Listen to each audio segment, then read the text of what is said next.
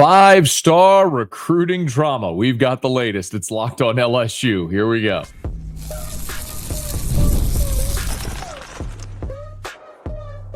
You are Locked on LSU, your daily podcast on the LSU Tigers. Part of the Locked On Podcast Network, your team every day.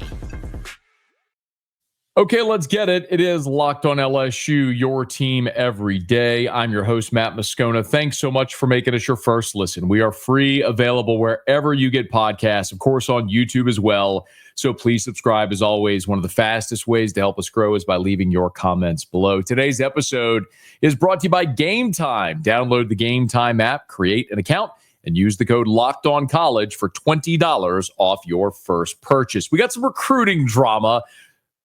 Significant recruits and their drama we'll get to in just a second. Updated odds for LSU to make the college football playoff. Not win it, to make the 12-team playoff. We'll get to that here in a smidge. And the absolute latest from the College World Series, where, as I record this very candidly, wearing my 1:17 a.m. shirt, Jay Johnson, we're the best team in America at 1 a.m. LSU and UCLA are in a weather delay. So what happens there sometimes in Omaha in June. But we'll get to the absolute latest from the College World Series as we move throughout the show.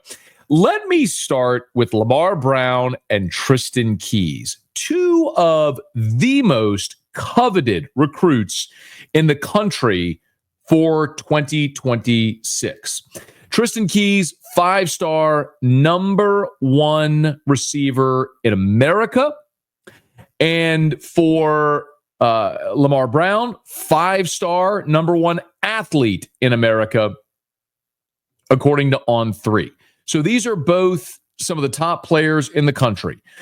According to On3, they've got him rated as the number 5 overall player in the country at any position. He's 6'2.5", 185 pounds, out of Hattiesburg, Mississippi.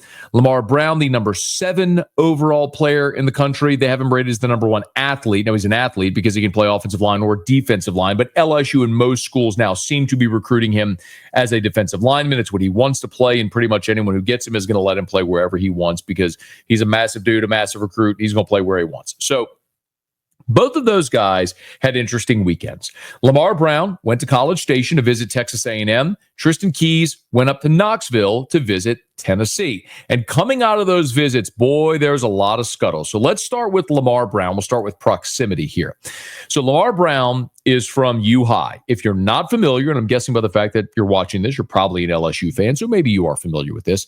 Lamar Brown preps at U-High, the lab school at LSU, which is quite literally on LSU's campus. If you're taking I-110 and you exit right-hand and you exit Dalrymple to go to LSU's campus, as you are coming down Dalrymple headed toward Highland Road, just before you get to Highland past the chapel on the campus on the left, there's U-High. It's the lab school. I mean, it is literally on LSU's campus. The U-High football field backs up to LSU football ops. He literally practices and plays right next to the LSU football operations facility. If you've never been out there, just for context, Lamar Brown visits Texas. And by the way, Lamar has said on the record, even on this show, on April the 9th, I interviewed Lamar Brown, and he said, point blank, great relationship with Brian Kelly. LSU's the team to beat. It's going to be a lot to get anyone to pull me away from LSU. He loves LSU. He's a kid from Baton Rouge who wants to play at LSU. Huge pull. He's also a guy who said very candidly that he wants to take all of his visits. Lamar did an interview with Keelan Moses, who is his teammate at U-High. Keelan Moses, an LSU signee. And one of the things Keelan said on his podcast, The Key to It All, was that he wishes he had taken more visits, that he had gone and seen the country and seen the world and all that sort of stuff. And think of it this way. At 17, 18 years old, how many of us traveled? 17, 18 years old, how many of us were able to go see Miami and Eugene, Oregon, and Knoxville, Tennessee, or Los Angeles, California, or Columbus, Ohio, or anywhere else in the world other than where we were born and raised? And so now these guys at 17, 18-year-old get a free and all expense-paid trip as an official visit to these schools. Why wouldn't you go see it? If that was my child, I would tell them, oh, you're going to go see everything. Like, and you make your decision where you want to go, where you want to play, what feels right, and I'll support you, but you're going to go see everything. Like, someone's going to pay for you to go take a trip. Go see it. Go see the world. Go gain experience. Go meet people. See what's out there in life. It's so important. But so Lamar Brown has been pretty candid. He's taken his visits. He went to Miami, had a great visit. Went to Texas A&M. He has also very candidly said he told me point blank, he talks to A&M every day. Talks to Mike Elko at least once a week. And that he has a great relationship with A&M. And if anyone was going to be able to get him out of Baton Rouge, it would be Texas A&M. Great. I think they're running 1-2 very obviously. For what it's worth, if you look at the On3 prediction machine, On3 has LSU with an 86.5% chance of landing Lamar Brown's commitment. Texas A&M at 11.1%.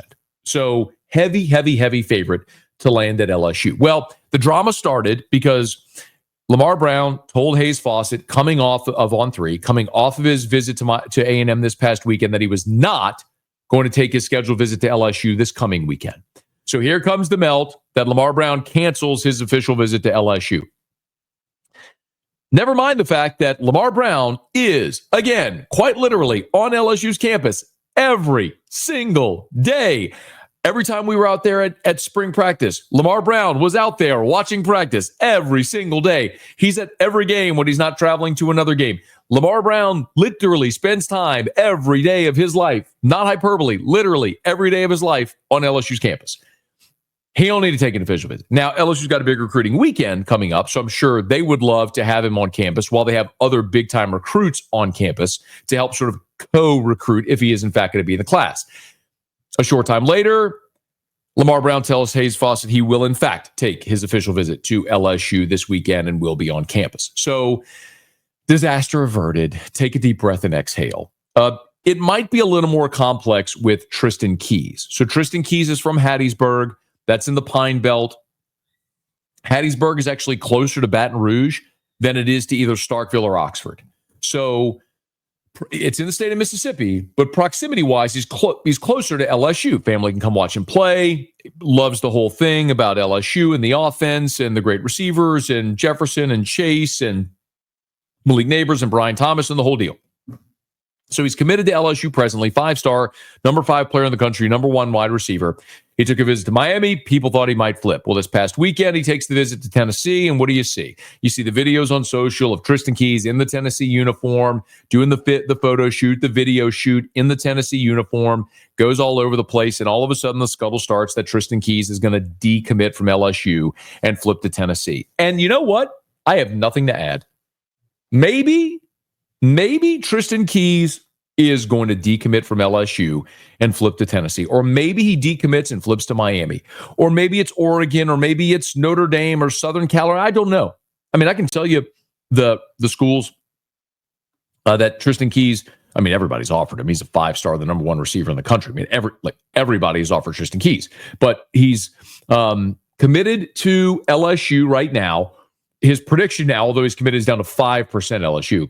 It's 30% Ole Miss, 20% Southern Cal, 11% Alabama, 9% Tennessee, whatever. Basically, to show you, nobody knows. But what I will say is this. A year ago at this time, LSU had Bryce Underwood, DeCorian Moore, Harlem Berry all committed. The number 1 quarterback, number 1 receiver, number 1 running back, all committed. You got one of those guys to sign. I know there's a lot of people now who are cynical, skeptical about the current state of college football and recruiting, and I don't blame you. Bryce Underwood should have made every LSU fan jaded. And for the record, if Bryce Underwood was my son and the second richest man in the world was going to stroke you a $12 million check to go play college football, you're going to take the $12 million check and go to a great academic institution in Michigan and play for a school that won a national championship just 2 seasons ago, and you're going to make that money. Like, that is as a rational adult human, you and I, remove your LSU bias. Let's take LSU out of it. Let's say that kid was committed to Maryland, and at the 11th hour, Notre Dame came in and paid him. Would you blame him? Take your bias away. And understand what we're talking about. At 18 years old, you get $12 million. Of course, you're going to take that money. So maybe that happens with Tristan Keys. Maybe. I don't know. What I do know is this. I'd always rather have someone committed than not committed for all the attention, the Pied Piper effect it can have. And obviously, there's an appeal and allure of your school that you were able to gain that commitment. That's number one. And number two is, even if you do end up losing that player, in this era, there's never been an easier way to overcome that loss than now because of the transfer portal, as long as you have the resources you're willing to spend. So whatever financial resources LSU has committed to Tristan Keys, let's say hypothetically he does flip. Same thing happened to Bryce Underwood. You had a very healthy NIL deal set up for Bryce Underwood. He flips to Michigan. What did you do? You took that money and you poured it into the transfer portal. And you had a very healthy NIL deal ready for Jakeem Stewart, the big defensive lineman out of New Orleans. He ends up signing with Southern Cal. What did you do? You took that money, you pumped it in the transfer portal. And what do we look at right now? We look at LSU having the number one transfer portal class in the country, and a reason why LSU is one of the favorites to make the college football playoff this year, and I think is going to make the college football playoff this year because of the portal. So even if you do lose that high school recruit, it's never been easier to overcome that loss than now. And the other thing I would submit to you is this. What if you did land the high school prospect and they weren't an immediate impact guy and left after 1 year? Haven't we seen that? Walker Howard was a premier quarterback recruit, was here for 1 year, left. Lance Hurd was a 5-star offensive lineman, was here for 1 year as a backup, left, went to Tennessee. You invest so many resources into recruiting high school kids, and even if they come to your campus and they're there for a year and don't play and leave, then what are you left with? All that to say is LSU's got a ton to offer. They're financially committed to being great in the NIL space and the rev share space. And you have a great stadium and great fans and great passion and great NFL pedigree and all the things you can offer. So do your best with what you can in the high school class. Identify the guys you want. And if for whatever reason you don't get them, go supplement your roster in the portal, because there's going to be really good players in the portal that want to come play in the SEC for what LSU is going to pay them to play. So I know it's not what everybody wants to hear. You want me to say definitively that Lamar Brown, Tristan Keys, and every other 5-star signed with LSU. I don't know if that's the case. And even if it's not, I don't care, because LSU has the resources to make up for it in the portal and to be really competitive year in and year out. So we will follow that. Now, speaking of LSU going to the portal and being competitive and talking about the college football playoff, we do have updated odds for the college football playoff. Actually, for all 134 teams in Division I in the FBS. I'll tell you where LSU is when we continue. Locked at LSU, your team every day. There's nothing like the NBA playoffs. The intensity, the buzzer beaters, the fans losing their minds. It's the kind of atmosphere you must experience live. And this year's matchups are already delivering. If you want in, Game Time makes it fast and easy to get seats, even for the biggest playoff games. Prices on the app actually drop closer to tip-off. With killer last-minute deals, panoramic seat views, and no surprise fees, Game Time is a total game changer. Just this past Friday, I was at Yankees Red Sox at Fenway, bought our seats on Game Time, and did so, by the way, just about an hour before first pitch. I identified the seats, watched the price drop as we got closer. Again, no surprise fees. The price you saw is the price you pay. It was that true with the Game Time guarantee. You know you're getting the best deal. So take the guesswork out of buying tickets with Game Time. Download the Game Time app, create an account, and use the code LOCKEDONCollege for $20 off your first purchase. Terms apply. Again, create an account and redeem with the code LOCKEDONCOLLEGE for $20 off. Download the Game Time app today. Last minute tickets, lowest prices guaranteed. So if you're an everydayer, and shout out to those everydayers here, you know I am bullish on this LSU team. I am not a homer.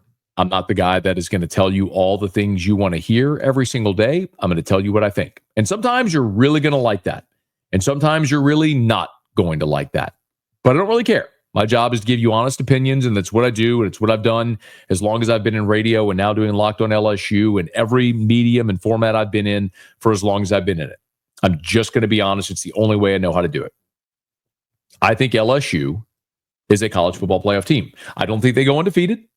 I'd probably pick them 10-2. I think LSU is probably going to lose to Clemson. They certainly could win that game. Absolutely could win that game. But it wouldn't surprise me at all. You've lost 5 straight openers. Clemson's got their 5th-year senior. A coach that's won 2 national championships. They're at home, night game. They got a ton going for them. If that game was in Baton Rouge, I'd pick LSU. But you got to go play a true road game in your opener where you've stunk at openers. You got to prove it to me at this point. But I keep saying it. Ohio State last year was the most talented team in college football. Most players drafted, dominant playoff run, won the national championship. They lost 2 games and were very pedestrian for a chunk of the season. They just hit their stride after they lost to a 500 Michigan team at home and then got in the playoff and went on and won the national championship. Good for them. I think LSU could follow a similar path. I'm not saying that they're going to be average throughout the year, go 10-2 and get hot when they get in the playoff, go win the national championship. I'm just saying I could see LSU losing the opener. I could see them dropping another SEC game somewhere along the way and making the playoff as a 10-2 team. I think that's very plausible for this team. And I love the roster. Because you went out, you have the leading returning passer in college football in Garrett Nussmeier. Like, this isn't my subjective opinion. The leading returning passer in college football is Garrett Nussmeier. He's the only returning passer in the country who threw for 4,000 yards a year ago. So you have a 5th-year senior, a veteran who's proven, need to purge some of the mistakes, readily admit and agree, but you have athletes all over the field on offense, and you return some studs on defense and supplemented in the portal at every level of the defense to get better. I mean, Whit Weeks is an All-American candidate. Harold Perkins is back healthy. Jacobian Guillory is back off of injury. And you went and added 3 veteran defensive ends. You added a couple of defensive tackles in the portal, 2 great safeties in the portal. Mansour Delane you added in the portal at corner for Virginia Tech, who's probably your best cornerback on the team. Not probably, he is. 5-star DJ Pickett is on now. You've improved your roster tremendously. Like, this should be a team capable of going 10-2 and making the college football playoff. That would be my baseline expectation for this LSU team. I just don't think Vegas and the betting public have caught up to what LSU has done so far, like what they did in the portal. Now, the updated odds for the college football playoff, LSU is at plus 140, means you bet $140 at FanDuel. If they make the playoff, you'd win. I'm sorry, you bet $100, you'd win 140 is what that means. So it equates to a 41.67% chance that they make the playoff. Not win the national championship, make the playoff. If you're wondering, they're tied with Ole Miss for the 9th best odds. Ohio State is minus 325, Texas minus 300, Oregon, Georgia, Penn State, Alabama, Notre Dame, Clemson, and then LSU. LSU and Ole Miss are tied again at plus 140, but the 9th best odds to make the playoff. If you're wondering about the rest of the league after Ole Miss, Tennessee is at plus 225. Remember, they're replacing their starting quarterback, Nico Iamaleava. Playoff team a year ago. They lose Nico. Now they got longer odds. Texas A&M at plus 240. Auburn, plus 375, ahead of Florida, who's at plus 400. All that DJ Lagway loves. Same thing with Lenora Sellers, plus 400 there as well. All that love for Lagway and Lenora Sellers. Yeah, they are way down at plus 400 to make the college football playoff. Oklahoma at plus 525, Missouri plus 575, and then you're starting to get into like super duper duper long odds and teams that probably aren't even worth mentioning. Arkansas is at plus 2,500, for example. Do I even need to keep scrolling to find Kentucky and Vanderbilt? There's Vanderbilt at plus 3,300 and Kentucky at plus 4,000. Shame on you, Kentucky, for having worse odds than Vanderbilt to make the college football playoff. But point being, if you're just looking at the 12 teams that might make it and the plausibility here, LSU's got the 9th best odds. And Texas, Georgia, Alabama, LSU and Ole Miss are tied. Now, you do have to play out Ole Miss, but I am not bullish on Ole Miss this season. I think Ole Miss was all in a year ago behind their veteran quarterback and Jackson Dart. And they went all in the portal. And they went and signed Walter Nolan and Prince Uman Mielen and Trey Amos. And they went and Trey Harris. They went all in the portal a year ago, and they came up snake eyes. They ended up losing 3 games. All 3 games, by the way, they had no business losing. So I think Ole Miss now, losing Jackson Dart and all those transfers they brought in, Chris Paul, the linebacker from Arkansas, They lose all those guys. I think Ole Miss takes a significant step back this year. I think you could look at schedule and we could have different conversations, but I think Ole Miss is not anywhere closer to a playoff roster this year. I think you've seen Ole Miss and LSU sort of switch spots. And you can say, look, Matt, LSU beat Ole Miss. I know, in Baton Rouge, in a game where they didn't lead until the final score. A game that Ole Miss had a red zone possession after an LSU fumble in the red zone, and they came away with no points. That's one of those where Lane Kiffin should be kicking himself in the face the entire offseason. Same with Kentucky, same with Florida. And by the way, if Trey Harris doesn't get injured in that LSU game, maybe it's different, don't know. But LSU won, but the point is, that was a time where Ole Miss needed to get LSU because they were better. And LSU nipped them in Tiger Stadium again in overtime. Great game, by the way. But all that to say, I look and I go, I get why Texas is there. Favorable schedule, super talented roster. Question whether or not Arch Manning can do it in his first year as a starter. Georgia at minus 250, I have legit questions. I don't know if they have the quarterback to get it done. And I think we've seen a regression there with Georgia. Alabama, I flatly disagree with. You know that. They were a 4-loss team a year ago. And that was with Jalen Milroe. Now you lose Jalen Milroe, and you're going to tell me Ty Simpson or a true freshman Keelan Russell are going to be better? I don't buy it. I always look at teams that I'm projecting at the beginning of the season. I say it's the fewest questions against the most manageable schedule. I don't think there's a single question on LSU's team outside of replacing the 4 starting offensive linemen, but you went in the portal and signed 2 immediate plug-and-play starters that are veteran dudes. And you've got top 150 overall players at the tackles that are stepping in, finally getting their chance to start. So I think LSU's got very few questions, relatively speaking. But Ole Miss, Bama, Georgia, I think the ones that they have ahead of LSU, I think far greater questions than this LSU team does. And most importantly, at the most important position. Because Texas, Alabama, Georgia are all replacing their starting quarterbacks. Not to say you can't overcome that, but it's easier said than done. Latest odds there from to make the college football playoff. Be very interested to see as the offseason continues, as we get into talking season, and we start to talk more and more about this LSU team, how much that might start to flip with more people jumping on board when they realize just how deep this LSU team is. Speaking of deep LSU teams, the LSU baseball team certainly is deep, and they're trying to march toward national championship number 8, but it hit a snag with a rain delay in Omaha with the Tigers leading 5-2. It's Locked on LSU, your team every day.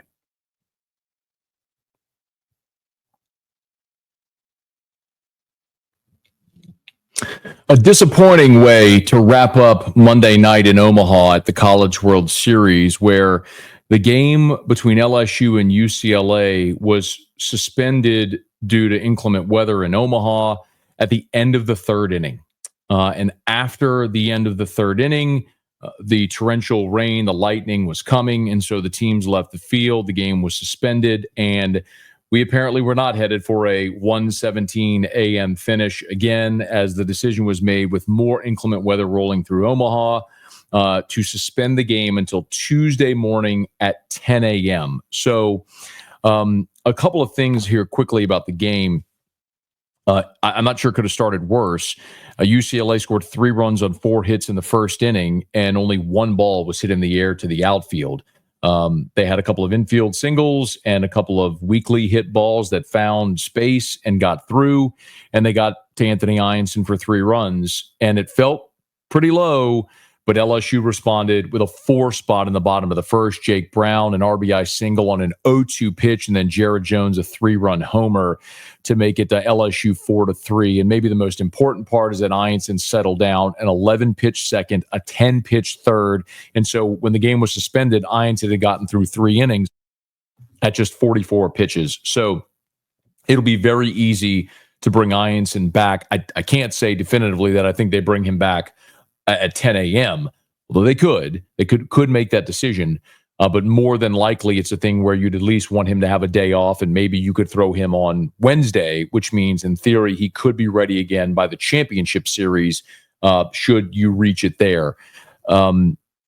The big question also becomes now, if it's not Ianson, who do you throw? I think my preference would be to go with Case and Evans.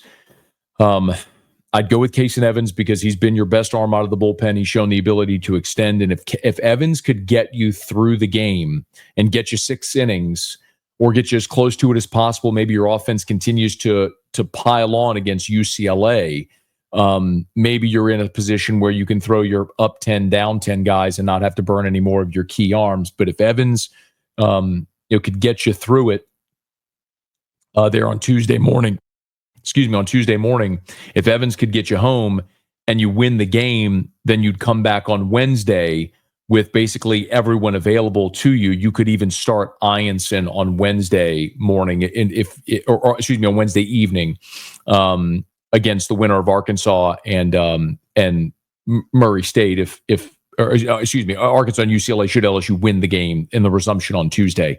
So you'll have options. You'll have Chase Shores and you have Zach Cowan available to you as well. You could go with a lefty like Cooper Williams. It's really just a matter of what kind of look do you want to give this UCLA offense when you're already up 2 runs. What I would like to see is use as little of your bullpen as you have to, and if it means you got to burn Case and Evans until the weekend by letting him go finish this, I think that's probably your best approach. But we'll see what Jay Johnson and Nate Yeske choose to do, and we'll be here for it on Locked On LSU. Hey, thanks so much for making us your first listen every single day. For your second listen, how about you check out The Portal Show, where Brian Smith has the latest rumors, portal entries, and signings. Be the most informed fan on the rapid changes of the college football landscape. Find The Portal on YouTube or wherever you listen to podcasts. Thanks so much for finding us on podcast. If you're there, please subscribe on your favorite podcast app, rate us, leave a review. If you're on YouTube, smash that like button, subscribe to the channel, and hit the bell so you're notified whenever we post a new video.